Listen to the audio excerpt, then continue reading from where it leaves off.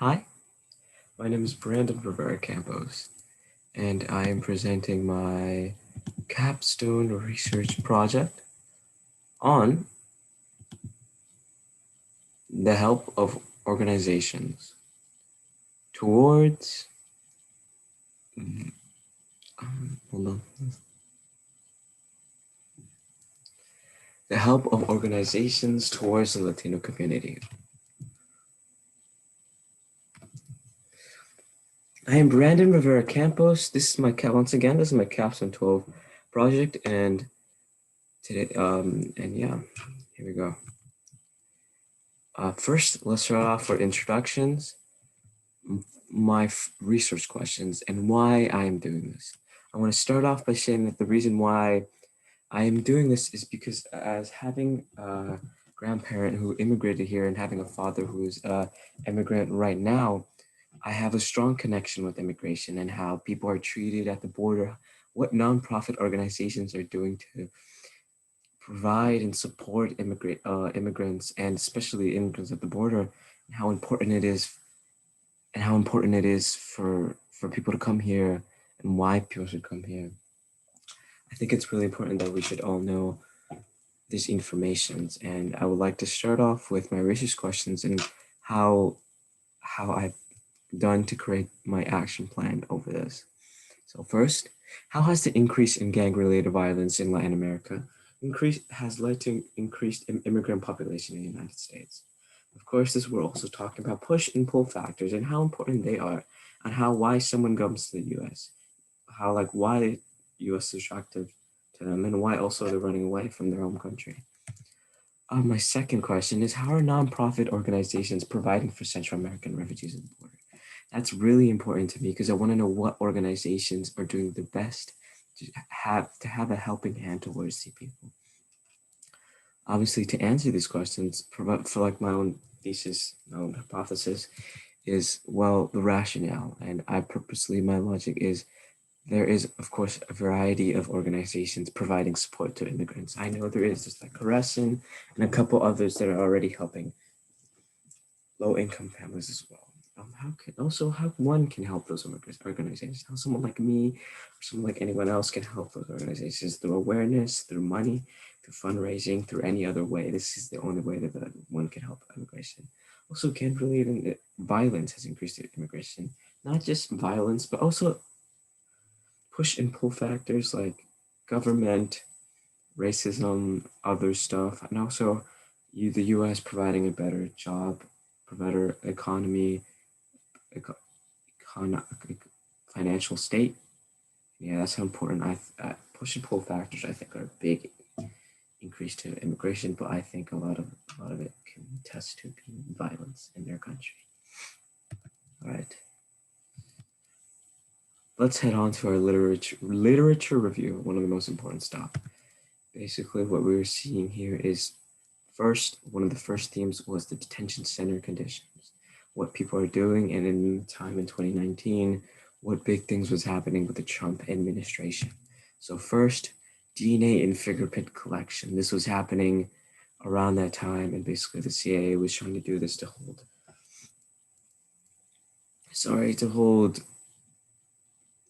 criminals at a hold and to have them exponentially stuck in.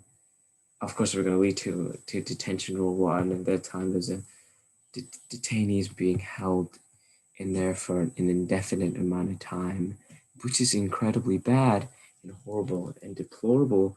Because first of all, you're separating. Let's say a child is in there and is separated from the parents. That's not good, and we don't want to see that happen. Because well, that's you're seeing parents and children not being having a connection and being lost from somebody they hold so close to. Moreover, terrible holding cell conditions. The holding cell conditions in the detention centers are all close together, and they're only able to stand and not being able to, well, be able to sit on the floor. And plus, now that's even more dangerous because this could spread a virus, contagions, and it could spread a lot of things that we don't want to spread. Like, for example, COVID. We don't want to spread COVID. And of course, these terrible holding cell conditions have been better now, but back then there wasn't, it was all everyone being jumbled up in a really tiny holding cell, in a really tiny, basically like prison, but worse. We're over push and pull factors. Now, what are they? What drives people to come here? Push and pull factors are, for example, what are they? So let's start off with the push factor. A push factor is something that pushes someone away from the home country, and it's basically what they're fleeing from. So basically, like I've mentioned, gang violence is an example of a push factor. Government could be another example of a push factor. War is another example of a push factor. For example, my grandma actually came here.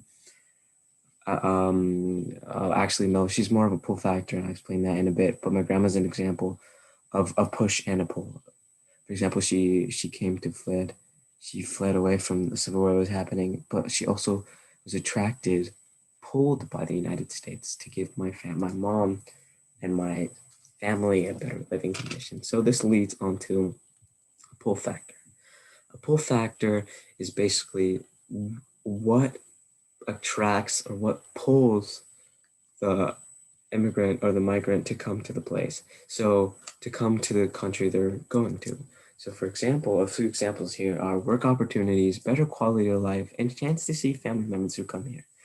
And of course, I have an example because my grandma came here to give my family a better education, better life, a better economical status, financial status, and that's why someone would be pulled to come to the United States or pulled to somewhere else to flee, to be a refugee from there. And like a push factor, like I said, violence, gender inequality, and political corruption, etc. There's many examples of these things, but mainly it's violence, gender inequality, and for a pull factor, it's mainly work opportunities, better quality of life, and of course, a chance to see some family members who have come here before. Of course, to work as well. We'll see there's even more. There's environmental, socioeconomic, political, there's a push and pull, poverty, fear, disasters, and unemployment. And again, this is pull factors, find, safety, opportunity, stability, and freedom. It's all good things. That's why someone would come to the United States. All right, now here are some helpful organizations that I found have led to do these things. Hold on, let me stop share real quick.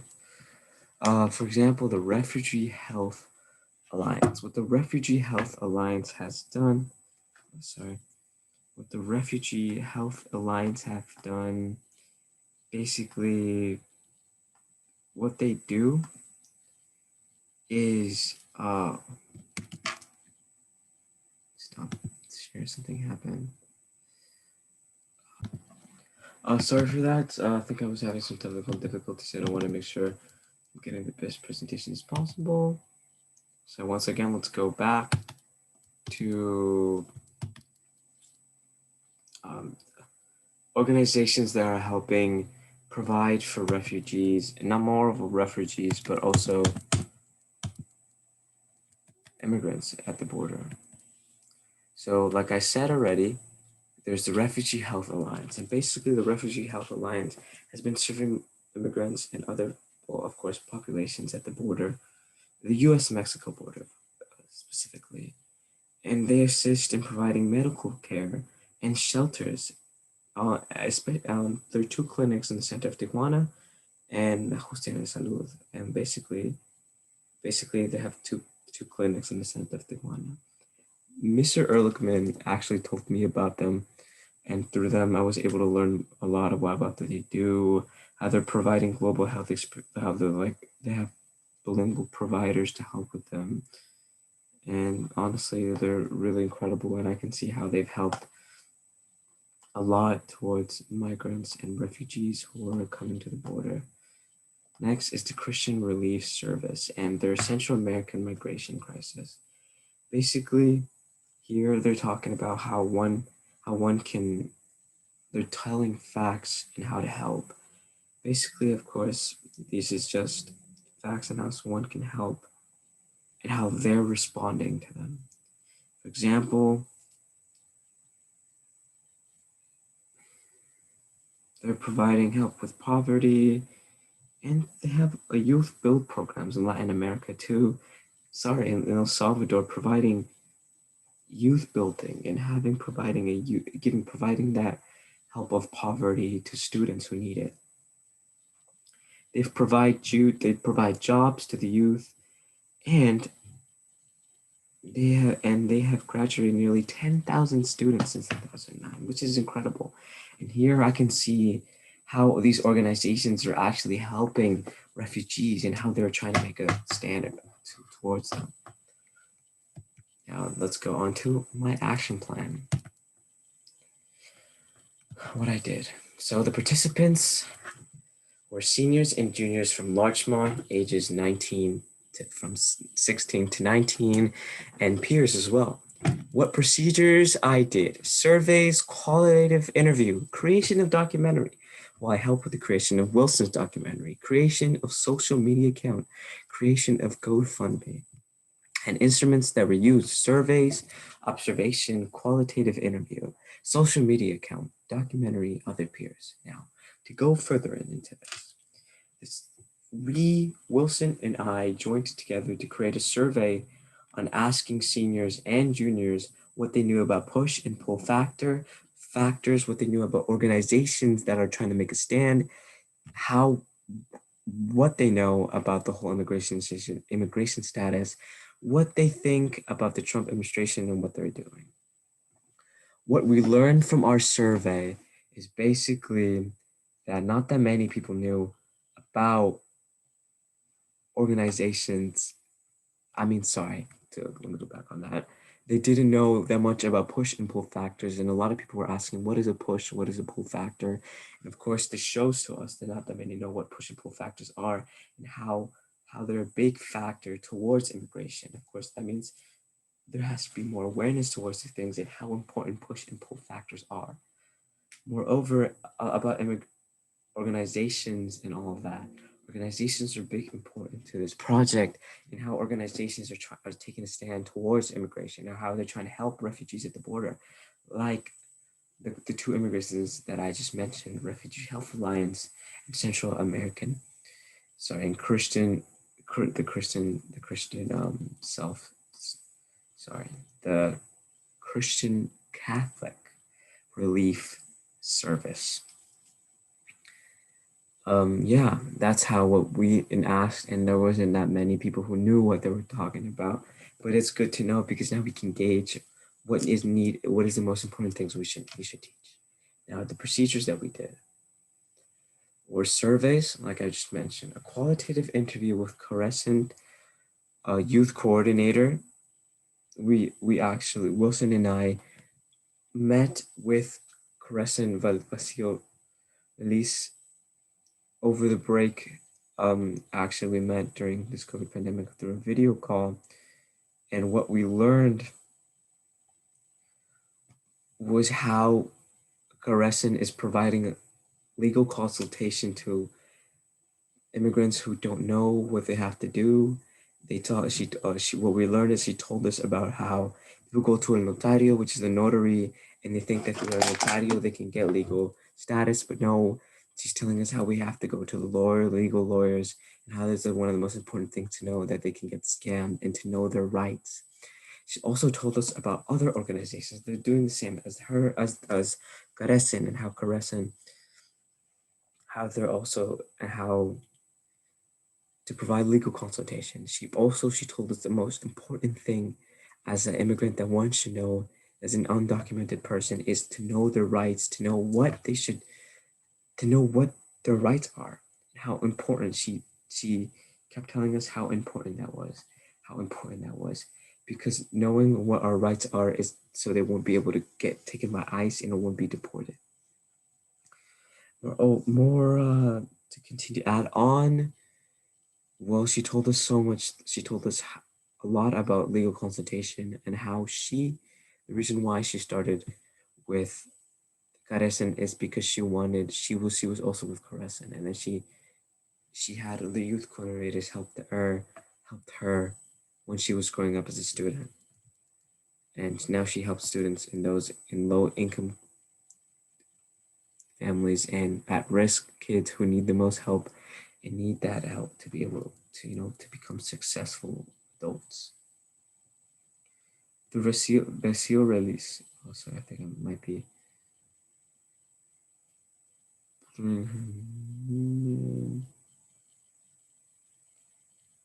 Um, sorry, I don't know if you can see my.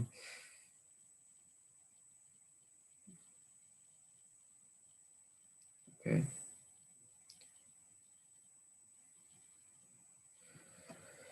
We all more important. The most important thing about being with Rocio Velis was that we wanted to get a perspective from someone who works with immigrants hand to hand. She, of course, is aids with immigrants, especially from Central American, and Wilson, I believe she was an excellent person to interview. She gives us her perspective from on current immigration issues and how she explained to us how many surprise ice raids there have been and used in hopes of catching immigrants. It was a very good person to meet with, and she told us and she gave us a new insight on how the whole immigration is because she works right with them. Now, the creation of a documentary. Wilson is working on a documentary, and I helped him create this by interviewing one of his old teachers at OLA, which is another organization that helps provides music and a lot of, that is where I joined to play my piano and helps a lot of low income families to be in the world of music as well.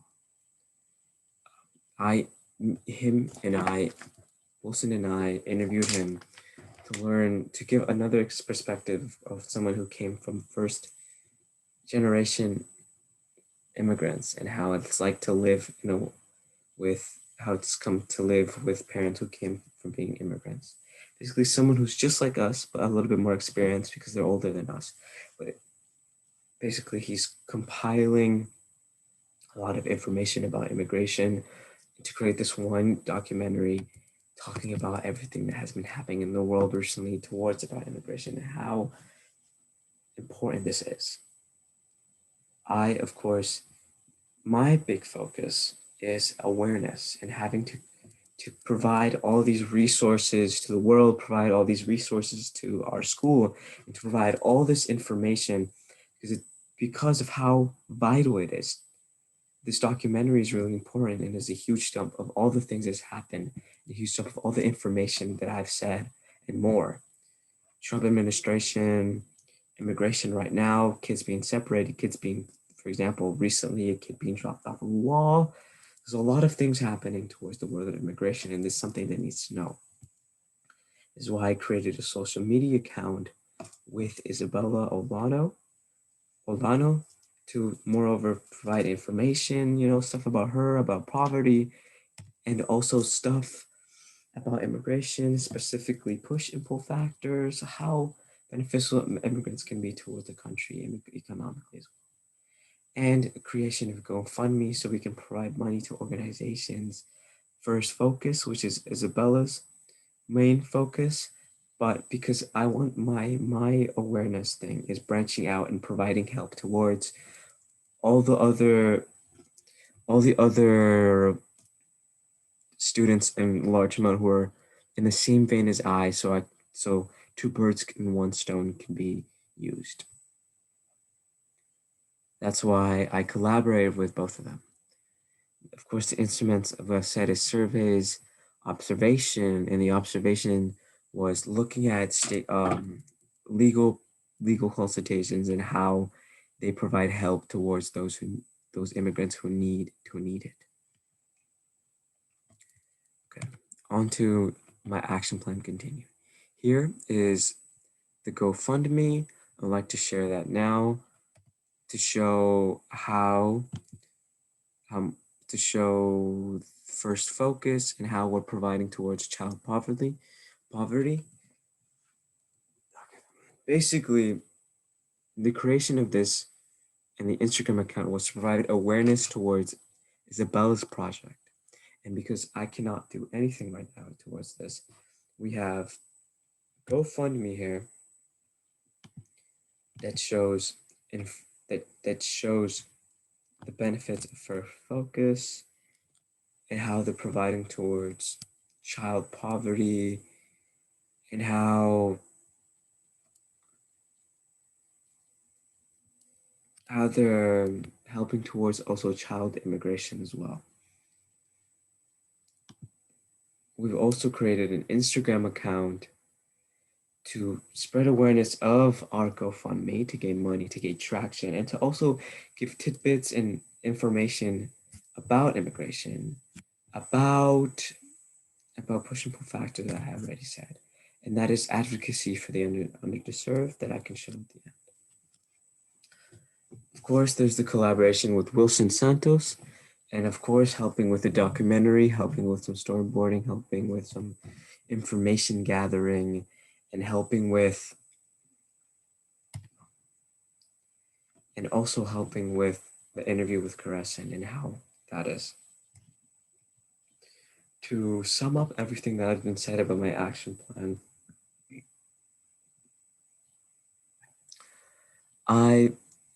my main focus for this is to bring awareness and to bring awareness to those like Isabella and Wilson who are working with poverty and immigration.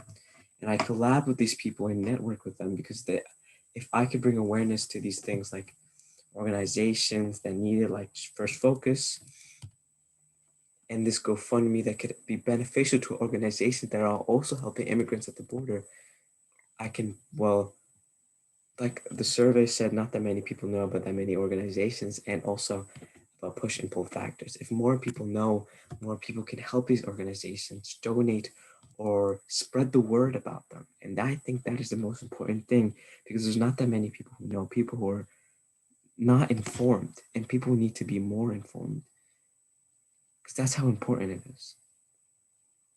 Because this is something that has been happening for a long time now, and there's been a lot of injustice in our world. And awareness is one big way that people can know more and put a stop to it. Wilson will be showing his documentary, and then that way we can see how this has all come together about information, more information about immigration, more information about organizations that are helping. Analysis of the data, that is this last part now. All right, so to review the survey, like I said, to add on from what I said, not that many people knew about organizations that help. Well, they mentioned a few, but there wasn't that many that people knew. Moreover, not that many people knew what push and pull factors are, and that's really something that is a big factor to immigration and why people come here and why people flee from their countries. The interview led us to having a more deeper connection to immigration and to someone who works with immigration. With Rocio Velis as our interviewee, we were able to have a first hand experience of how someone who works in immigration feels, acts, and wants to tell us about. Like legal consultation, that is something that all immigrants should have, and it's another very important thing. Over social media account. This was a way to bring awareness to Isabella's thing, the GoFundMe, and to also put in Wilson's documentary so people can also look at that and so his project can be put in the light as well. If I can spread, like I said, awareness is something very important to this project, and spreading awareness about about organizations like First Focus and also giving information about these about immigration as a whole. It's very important, and poverty as well. Moreover, there is the GoFundMe to gain money and to also donate to First Focus so they can earn that money for good and use it for the programs that they're doing. For example, they have an immigration program that helps children who need it. And of course, the collaboration with Isabella and Wilson was to help them spread their information towards a broader audience. Plus, it's easier to work with two people because you have two minds connecting ideas to bounce off of, and that's very important. Now, the survey versus the social media. The social media, at my point, and my idea was to spread information about organizations and push and pull factors. Isabella and I have been posting, and we have been posting stories from other organizations who have created their own social media accounts to spread more information. There has to be more information because there's people who don't know, and the more people know, the more change there can be. So through the survey and the social media, we can see that the survey, of course, there's not that much of a comparison, but we can see that the survey has helped us broad our social media account. The social media account versus the interview. Of course, legal consultation and more information from Karesan has has taught us to spread push and pull factors and a lot of information about legal proceedings and how important that can be. Moreover, we'll keep posting nonprofit and organizations, just like Rocio Velis told us about other nonprofit organizations that are helping Karesan as well and are helping immigrants as well. These nonprofit organizations are really, really important to helping refugees at the border. And here we can see that the social media account that we have, we are posting, of course, poverty, information about push and pull factors. And just like our interview Rosa Vili, she's told us about push and pull factors. She told us about legal consultation. She told me about the most important rights someone should know as an immigrant. And that's what we've posted as well on our social media. And those are the connections and correlations that we have with the interview. Moreover, social media versus the GoFundMe. The social media is our platform to give information and to spread our GoFundMe account as well, to gain money, to be able to donate to First Focus so they can use their money towards other things they must need. Of course, we're posting information about First Focus as well and about these nonprofit organizations. And in this way, we can help them.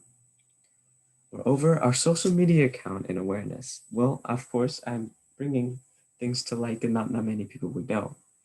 Of course, I've written posts about how immigration can be beneficial to the economy of the country they're fleeing to.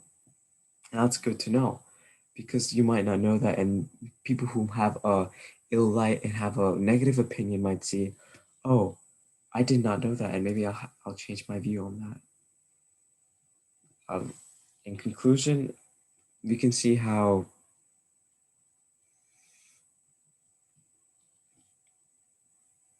awareness is a big important thing about all of this. How is a lot of immigration things in the end. To connect this, moreover, the most important thing is to connect this to my question. I learned about push and pull factors and how they are one of the main factors to immigration. And one of the push factors is violence. And one of my questions was how has gang-related violence had increased immigration to the United States? And and they've increased by gang-related violence. It has increased immigration to the United States because people need to flee from the violence in their home countries. And gang related violence has shaped this by putting fear into those in the country and how they need to be safe. What I learned from our literature review, I learned about push and pull factors and how that affects that. I also learned about the organizations that are helping. Crescent, First Focus, the Refugee Health Alliance, and the Catholic Relief Services. These organizations are providing and helping the refugees who need it the most. This is what I learned from my social media account, from the GoFundMe, from the interview, from working with Wilson and Isabella, because working with Wilson, I was able to interview Caresan Youth Coordinator Rocio Velis. I was able to ask questions. I was able to know more about the organizations and know why they're helping. Through the social media, I was able to learn about even more organizations that are providing more help towards immigration and refugees. Through all of this, I've learned more about my background, more about my grandma and how she came here and why she came here. And I was able to connect more with my family as a whole, connect more with my father because I was able to understand how disasters can bring someone to here as well. Thank you. I think that there's a lot of things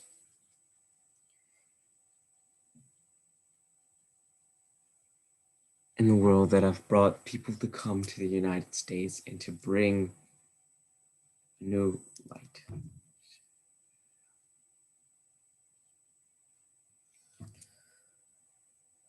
Thank you. Here are my references.